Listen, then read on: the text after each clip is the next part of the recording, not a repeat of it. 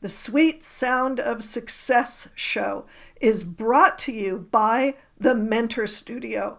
The Mentor Studio is an exclusive mentoring and training program for social influencers, business owners, entrepreneurs, coaches, and startups, bringing personal development to the underserved around the world. And brought to you by Success Strategists, simple strategies that work to develop your business with flow and ease using proven strategies and the right tactics. This is the Sweet Sound of Success with Sue Wilhite, Success Attraction Expert. James Feldman is the Nowist. He provides real-world expertise built on real-world experience. As the president and CEO of a group of companies and the author of 13 books, having delivered over 1,000 presentations, James is a highly in-demand advisor and speaker to organizations ranging from Fortune 100 companies to startups. Boy, this is an honor. Thank you so much for being on my show. I really appreciate it. I've known you for the better part of a year. We met during the pandemic, and it never occurred to me to ask you to be on my show because I thought it would be, it wouldn't be up to your level. It wouldn't be up to your caliber. So I am deeply honored that you've reached out to me and said, "Hey, why haven't you invited me?" Right. So for those of you who don't know about my show, I think highly of it, but I don't know that everybody else does.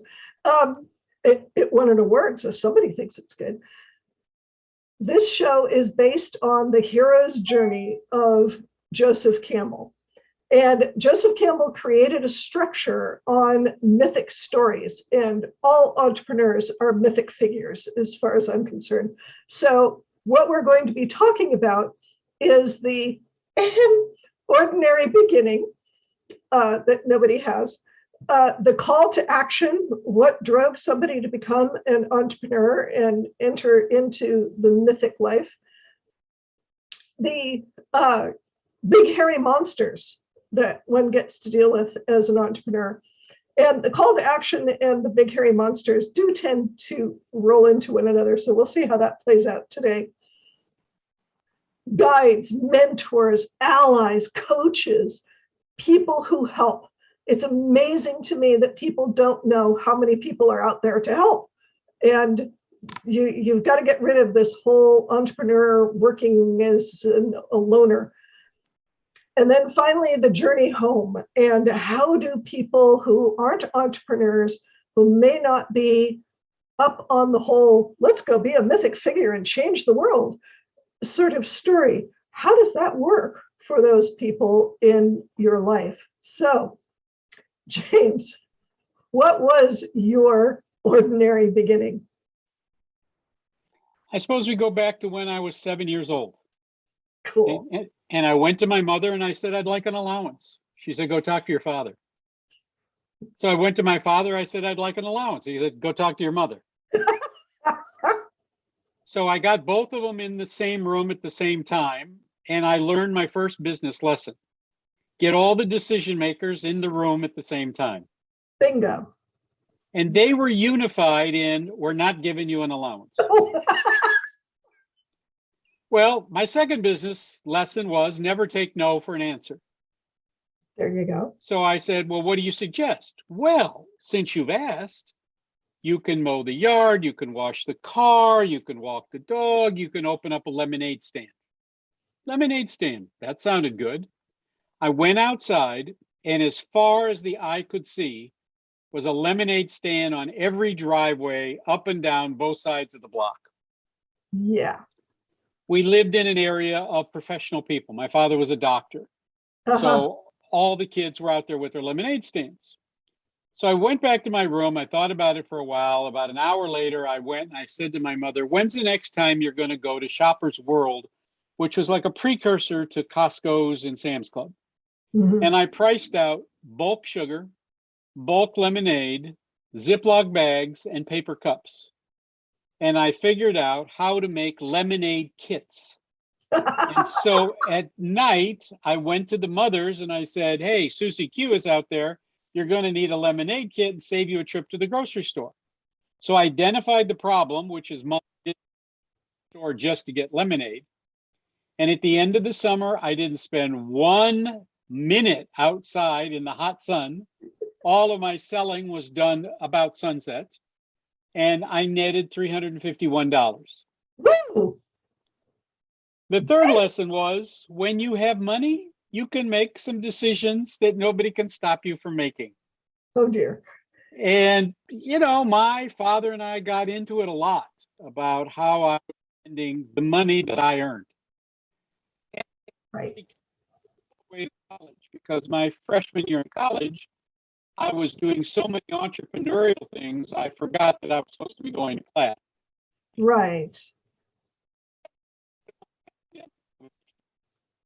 But I spent $38,000 in. And my father said, I'm not paying you anymore. I'm not paying tuition. And I kind of said smartly, I don't need you to pay it. Bad move. There you go. Oh, I graduated, but I paid my own way from freshman year on. Yeah. Good for you. Good for you. And there's your other lesson, make enough money so that you can do what it is that you need to do. Well, money doesn't make you happy, but Right? people without money are really unhappy. So there is something to be said about having money. Yes, absolutely. But it is not the root of all evil. No, No. but it is a very strong foundation for some happiness. Yes, indeed. So that was pretty cool. So that was your ordinary beginning, because certainly I've never heard of anybody else who, first of all, at the age of 7 in those days, went out and earned $351. I've heard, I earned my first quarter, and they're thrilled. But $351, that's a pretty good thing. And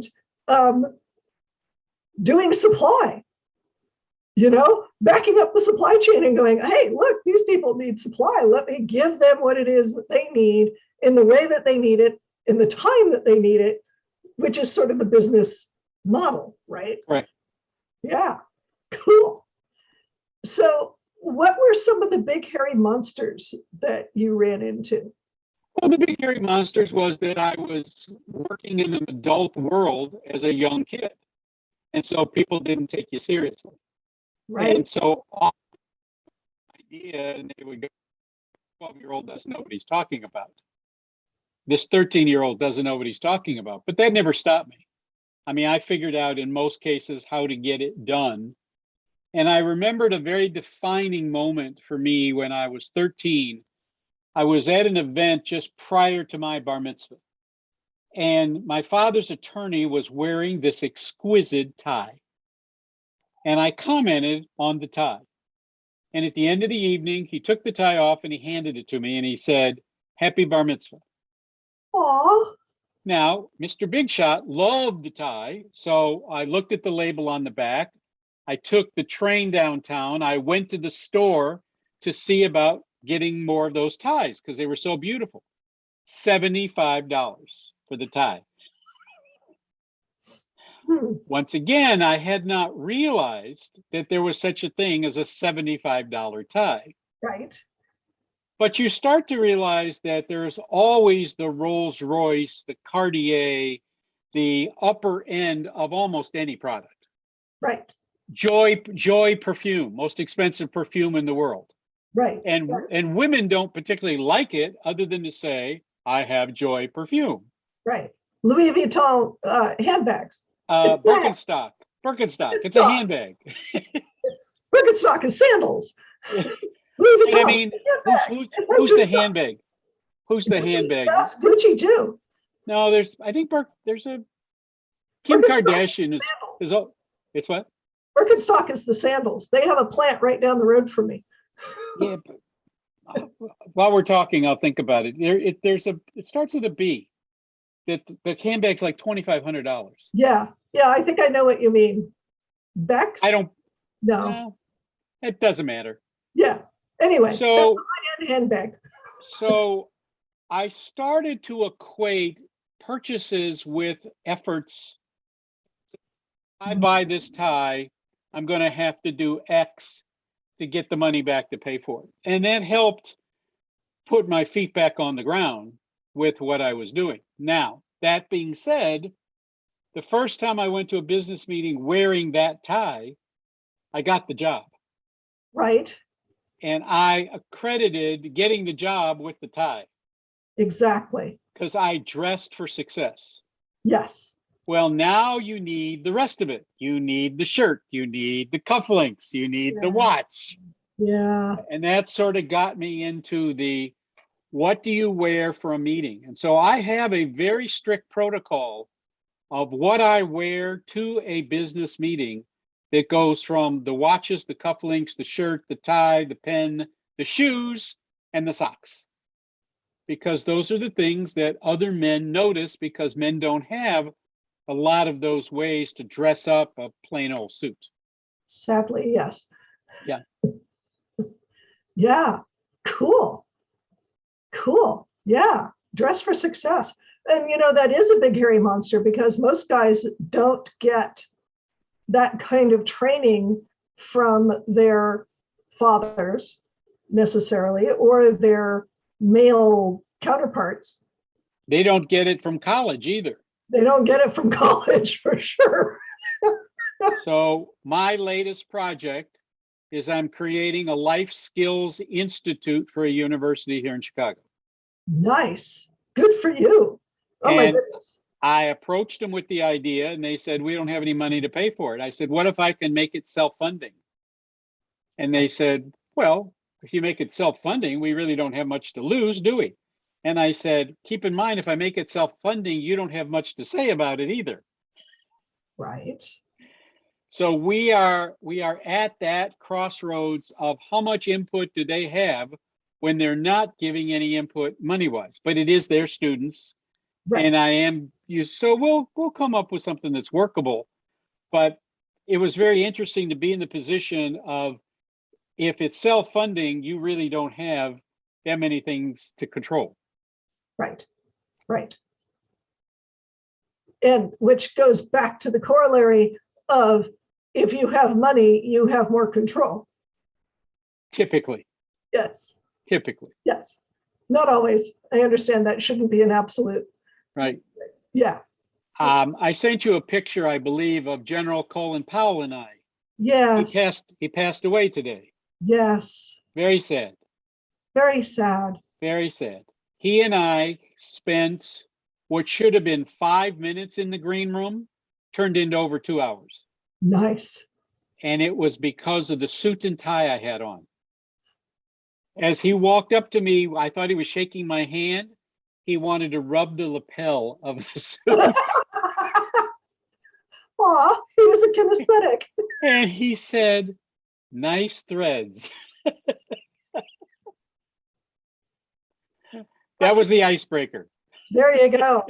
Hey, it works. It absolutely works. Good for you. That suit hangs in its own sarcophagus. Oh. Right. I only pull it out for that kind of level of a meeting. Right. Right. It doesn't get overused, doesn't get overworn.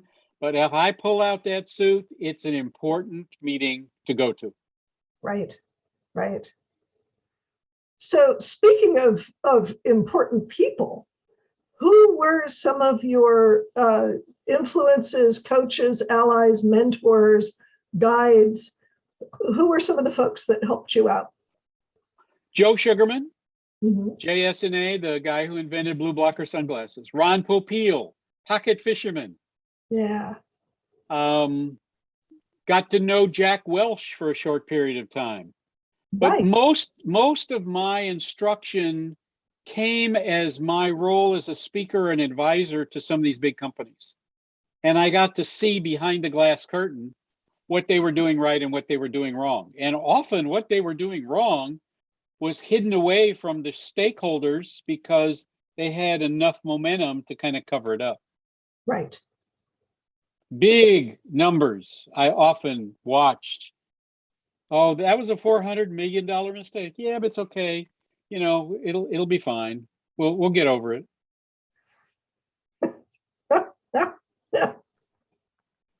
Wow. Wow. I'll give you an easy one that's very current. We just had an oil spill in Southern California, Yes. and it's going to impact the coastline and wildlife for a long period of time. And they've spent all the news is how did this happen? That's not the question. How it happened was a one-off occurrence. I think it was an anchor dragging and but why did it take them 12 and a half hours Right. to know that this had happened? And no one is addressing that question. There's the That's lesson. a question. Yes. That's a really important question. And I've not seen or heard anyone address that. Mm-hmm. So to your point, Sue, I have a tendency to look at the end first and then back out how we got there. Yes. And that's the same way to create a pathway to success. Figure out what the success looks like, and then your path is often very clear. But if you're going down the path saying, I don't know if I should go right or left, or I don't know if I should buy this or not, then you haven't really articulated or create your vision board of what it looks like. Right. Right. Yes. It's what I tell people all the time that, oh, I want to go on a trip. Okay, where do you want to go? I don't know. I'm just going to go buy a ticket. Well, how do you know what ticket you're going to get? How do you know whether you want to really spring for executive class or first class? You know, if you're going to fly from San Francisco to Australia, you want to spring for executive class because you're going to be on that plane for a really long time. Actually, the better deal is to buy the whole row of economy, because then you can stretch out. What you don't get are the fancy schmancy meals. Yeah, there's that. There's that.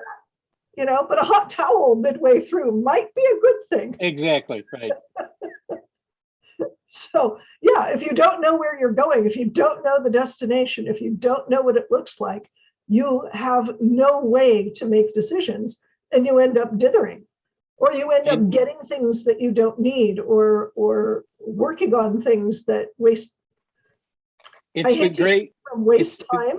It's the great line that the rabbit says to Alice in Wonderland. If you don't know where you're going, you'll eventually get there. Yes. Keyword eventually. Right. Yes. So you said that your father was a doctor. You lived in a neighborhood growing up of professional folks. When you became an entrepreneur and when you delivered your famous line to your father about, well, you know what? I don't need you to pay for this. How was that received? Was that by my father? Yeah, by your father, by other folks in your life? My father was so upset we didn't talk for about 6 months. He was livid. He thought he had the control. And when he realized he didn't have the control, it was devastating to him. Wow. But he got over it, because as I became more successful, I bought him a car, and that kind of helped things. I can see that. No, really, this is what it does. Right. Not so bad now, is it? Right. Yeah. Yes, I tell people, particularly folks who are really, making their mark in the world, and they say that their mom or their dad or their so-and-so complains about them not having a real job. And I say, well, isn't CEO a real job? It's a great job title.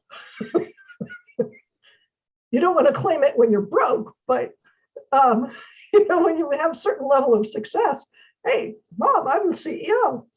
Let's go. I don't know if you watch Shark Tank, but some of the greatest business lessons come out of the dialogue in Shark Tank. I've watched Last week, they had somebody from the Dragon's Den, which started Shark Tank. Yes, in England. And he talked about the pandemic wiping him out and how broke he was. And he refers to that now as the greatest life lesson he ever had. Yep. And he's worth a lot of money today. And he was worth a lot of money before. I think sometimes when you get knocked down and you think, what am I doing here? That's what helps you get back up again. Right. And it gets you more focused on what your real destination is. And what did you learn from getting knocked down? I mean, some of those things, pandemics, COVID, we have no control over that. We can beat ourselves up, but it was outside of our purview of being able to deal with it. Right. It is within our purview to make a decision about getting vaccinated or not. Right. Right. Or wear a mask. It's become political, which is unfortunate. Yes, that's very sad. Yeah. Very, very odd. So, James, you have so many resources for people.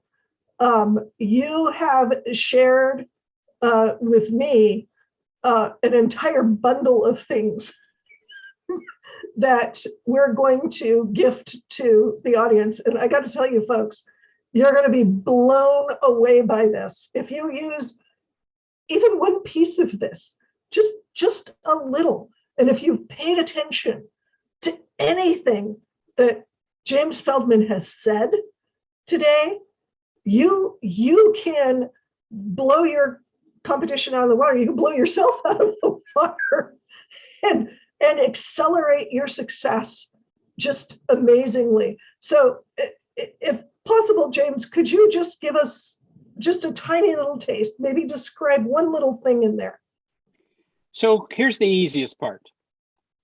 That collection that you had was minuscule compared to what's in my latest book. Yes. And I'm not trying to sell books. Please understand that.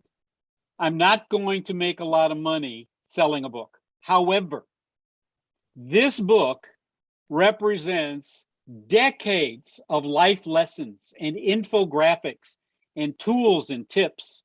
And part of the book purchase price is a 45-minute one-on-one consultation with me. Yeah. Okay, that's worth thousands, people. I mean, I'll tell you my going rate if you want to know. I'm not trying to brag about it, but it's significantly more than the price of the book. Yeah, I would guess so. So a lot of the life lessons that are in there also come with ahas. For instance, stop trying to sell your big idea to small-minded people. Oh my goodness. Stop trying to do the impossible for the ungrateful. Right. I go into meetings and I refer to myself as unfiltered. Are you the decision maker? No. Then where's the decision maker? Well, you have to get by me first. Why am I here talking to you when you can only say no, you can't say yes? Your own admission is you can say no. I'm telling you, I have the solution to the problem that you've asked me to look at. I need to talk to somebody that can make a decision to engage me. Well, that's kind of arrogant. Okay, call it what you want. But if I said to you, you're losing $10 million a month, and I can save you 10 million and turn it around within 60 days, I would think that would get somebody's attention. Well, we're $1 billion corporation. Oh, so $10 billion doesn't amount to anything. I'll let the stakeholders know that. Right? Yeah, exactly. Exactly. And I will say that no matter what level of business you are running, James can help you. So don't be frightened away with the fact that he's, dealing with companies in the billions. He can get you going so that you can get to the billions. and you get a running start. You get wind beneath your wings, and you start taking off. It's amazing. Absolutely. There are so many people out there buying these self-help books and not reading them and not doing anything about it and not knowing why it works. I looked at that and I said, what can make my book different is the coaching. Yes. Because I can say to them, on page 47 is the identical problem that, and I give you the solution. Yes. What's that worth to you? Oh my goodness, it's worth $100,000. Right. Well, then the price of the book is irrelevant, isn't it? Yes. Yes, absolutely. So we will have links there for you to go and play with all of the wonderful stuff. And there's a link there in the book at the link, the jfa.tips/Amazon. We will have it in the show notes. We will have it in the afterword. We will give you lots of ways of making use of the wisdom that James has, thank goodness, distilled and put out there for you. Do we have time for the railroad car filled with pasta sauce story? Oh, yes, please do. Please do. Yes, this will be a little bonus for people. So when I was in law school, we had study groups. And one of the guys called me and he says, hey, Feldman, it's at your house this week. I'm not going to be able to make it. I have to adjust a railroad car. What does that mean? I have to adjust a railroad car. What don't you understand? I said, I don't know how you adjust a railroad car. He goes, Jim, I'm an insurance adjuster. Oh, okay. Right. He says, we lost the car. We found the car. We've already paid the claim. Now I got to go find out what's inside the boxcar and see how I'm going to liquidate it and get some of our money back. Oh, I have to go. So in the middle of probably the hottest day of the summer, we go to the Atchison, Topeka, and Santa Fe Railroad switching yard. Oh. And we start looking for this railroad car. And we finally find it. The only way you can identify it is they all have numbers on the side. Right. We find it, it's got a padlock. We got to go all the way back, find a bolt cutter, come all the way back, take the lock off. Number 10, restaurant-sized cans of Chef Boyardee spaghetti sauce. The entire railroad car. Now I'm out there with a tape measure, right? Standard railroad cars are 4 feet, 8.5 inches wide.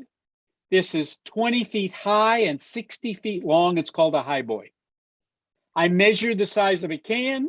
I do all my fancy schmancy math, and I come up with the fact that it's about 33,000 gallons of pasta sauce.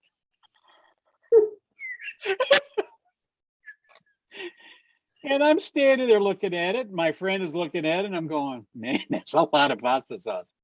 He says, I don't know what I'm going to do with it. I said, well, what would you take for it right now, this minute, if you could sell it? He goes, it's 110 degrees out here. The sun's cooking me like a roasted chicken. I said, give me a number. He goes, $5,000. I said, you got a deal. Now, my math was really quite simple. $5,000, 33,000 gallons. What's it costing me per gallon? I don't do math that fast, but some 6 comes up in there. Yeah, but it's okay. It's cheap, right? Yes. Yes. I don't have $5,000, Sue. I have to go to the bank and borrow $5,000. Right. Why? Because my income was based in photography and I bought camera equipment and have my money tied up. The bank didn't want to give me the money. They thought it was the stupidest thing they ever heard of. But I kept pushing them and pushing. They said, okay, you bring us all your camera equipment, lock it up in the vault, and we'll give you the money. So Thursday, I got a cashier's check from the bank, went to him, and now I own this boxcar filled with pasta sauce, and I am high-fiving myself like there's no tomorrow. Friday morning, the phone rings. Mr. Feldman, yes. Tim Schmidt, hi. I'm with the Atchison, Topeka, and Santa Fe Railroad. Uh-huh. Did you buy railroad car MDW 1962? Yep. Move it. Move it? You heard me. Move it. Tim, it never occurred to me that I had to move it. Well, it should occur to you now. You can't leave it sitting here. Move it. He says, you got a locomotive? No. You got a caboose? No. You got an engineer? No. You got a trainman? No. You got the easement rights to take it across the railroad tracks? No. He goes like, this is the stupidest thing I've ever heard of. And I said, well, you and the bank are in full agreement. He said, look, I'm off this weekend. I'm taking some personal days off. I'll be back Wednesday. Come up with an answer by Wednesday. Click. So, listeners, what do? How do we approach this problem? Because the key to this is to break down the components of the problem and understand how we come to a solution. So the first thing is, how did I get there? I got there because one of the fellas in my study group couldn't make it. Well, people in law school are reasonably bright. We had to have our study group meeting. So I thought, I got 8 really bright guys coming to my house. I'm going to get some beer and some pizza. And before we start studying, I'm going to do the, what if you had a lot of pasta sauce? What would you do with it? And we started writing. Well, it was going somewhere. Agreed. It was going somewhere. Somebody had bought it. What did that? Who? Military. Oh, I like that. Prisons.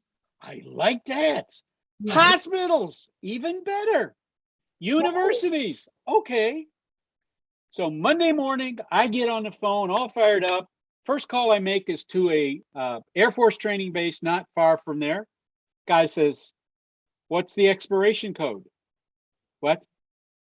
The expiration code. Back in the car, back there, they'd moved my railroad car, lost a couple hours finding it, found the box, got the numbers, went back, called him. Remember, this is before cell phones. Right. Guy says, okay, it's got about a 2-year life. He says, I don't want to mess around with you. He says, $2 a gallon. Do we have a deal? Do the math. That's $66,000. I had 5,000 tied up. I'm doing the happy dance. Right. And he goes, do we have a deal? And I go, you drive a hard bargain. Let me think about it. Yes. He says, okay. What's your GSA number? What? Your government supply number. Yeah. I don't have one. I can't buy it if you don't have a number. So I'll mail you the paperwork. You mail it to Washington. I said, I don't think you understand. I got to get this done by Wednesday. He goes, no GSA number. My hands are tied. Guess what? Prisons, state and federally run, needed just universities, state and federal run. Hospital. Oh, Okay. no. So now it's Tuesday. I got to have this by Wednesday, right? So instead of focusing on where it was going to, I turned my attention to where it was coming from. So I called the manufacturer and I got a hold of the department that controlled that product. Chef Boyardee spaghetti sauce is part of American Home Family Foods. Right. Young lady answers the phone. She says, the product manager's in a meeting. It's the end of our quarter. He won't be out for a while. I said, put me on hold. She said, I don't know how long it's going to be. I said, I'll sit on hold. She said, what's so urgent? I said, I'm doing this paper on the cost of manufacturing a commodity product, packaging it, advertising, shipping, and what does it cost to the end consumer? And I'm trying to build a model of how this works. And she says, I don't know if I can help, but there's a report sitting on the desk. Let me see if I can find it. She thumbs through it. What do you think it costs them to make a gallon of pasta sauce? $3. After waiting on hold, he gets on the phone and he says, I understand you've been on hold for like 45 minutes. What's so damn important? I said, I have a lot of your pasta sauce. Here's your product code number. Here's where it's located. I'd like to sell it back to you for less than it costs you to make it. He says, that seems like a good idea. He says, I'll give you $1.50 a gallon. Still. I said no. Really? No. No? Why did I say no? Because in my minuscule brain, I had more money from the military. Right. And I wanted to get back to where that was, which was $2 a gallon. I said, tell you what I'll do. We have a deal at $1.65 a gallon. Now, he's not going to run away for 15 cents. And 15 cents times 33,000 is a lot of money. He says, do we have a deal? Here's the important part, Sue. What will you give me for the railroad boxcar itself?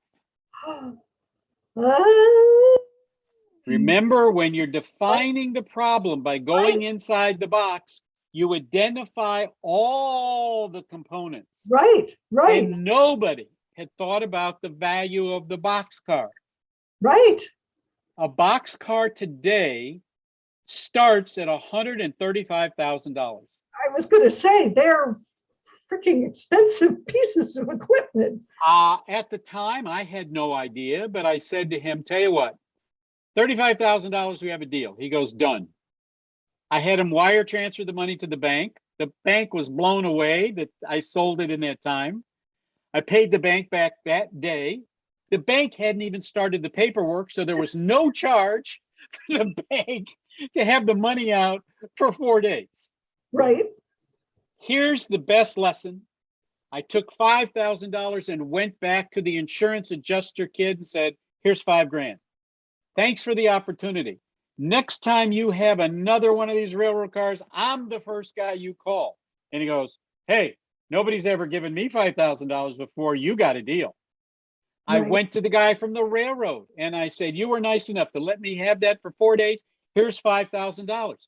He's not the only guy that's going to be here adjusting railroad cars. When you hear that there's an adjuster looking for somebody, I'm your guy. He goes, done deal. At the end of the day, Sue, I netted still more money on doing it that way, paying the bank, paying the adjusters, and paying everybody else. And I subsequently, over the next year, bought another dozen railroad cars filled with other stuff. Nice lesson. Yeah. So that's how the think inside the box, because railroad cars are called box cars. Yes. That's the box. That's the box. That's the box. I love that story. That is a great story. And that is, it's so much fun to think about. I mean, I'm sure it was a little sweat producing a couple of times, both literally and figuratively. The highs, the lows. This could be, a docudrama. What you have to do to apply this, and it's really spelled out in the book, you have to take off your own prejudices. Yes. You have to take off all the reasons in the back of your head saying, stupid, won't work, did it before, didn't happen, blah. Get rid of all of that and start with a fresh sheet of paper and a clear mind. Yes. I get very good clarity in the shower.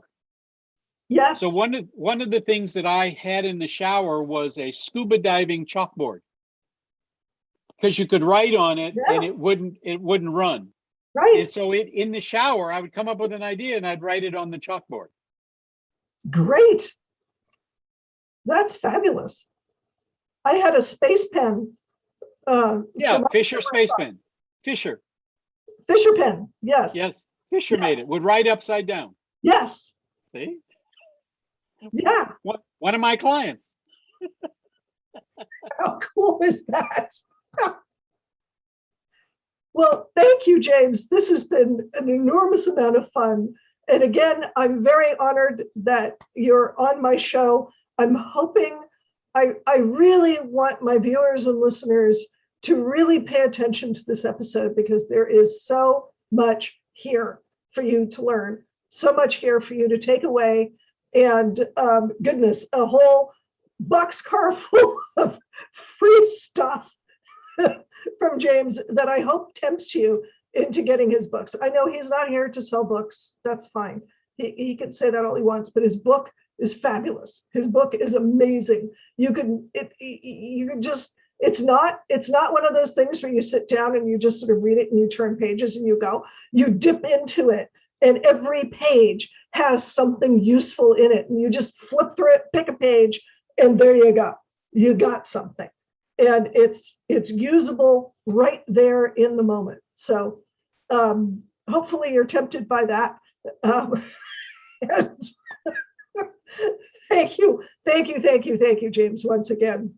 Anytime. And thank you for listening and watching to the sweet sound of success.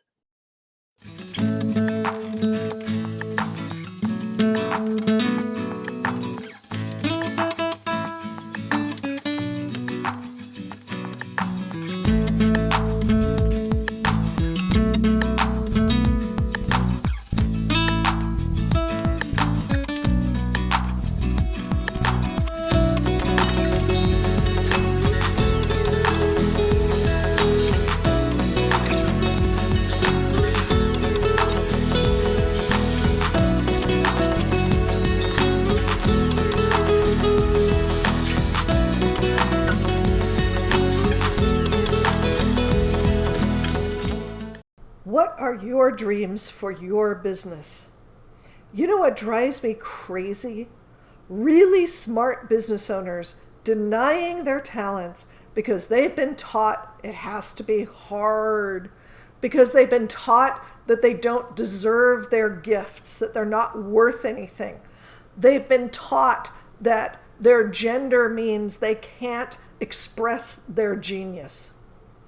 I'm Sue Wilhite, and I want you to have access to your genius.